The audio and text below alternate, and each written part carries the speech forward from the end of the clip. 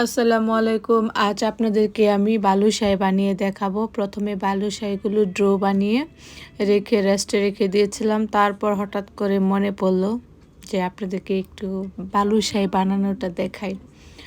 তো আমার বালুশাহি খেতে খুবই ভালো লাগে। তো এখানে বালুশাহি রেডি করা হয়েছে, দেখুন কত নাইস কালার এসেছে।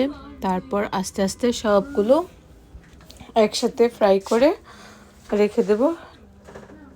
এই যে দেখুন শিরা করে নিয়েছি, শিরাতে রাখবো। তারপরে কি করব, এটা আস্তে আস্তে সবগুলো দুধ পাউডার সব কিছু মিক্সড করে এখানে আমি সবগুলো চেঞ্জ করে নেব। এখন বোঝা যায় না বালুশাহি, কিন্তু যখন আমি পাউডার মিল্ক দিয়ে সুন্দর করে রেডি করে নেব তখন ঠিকই বুঝতে পারবেন যে এটা একটা সত্যিই বালুশাহি।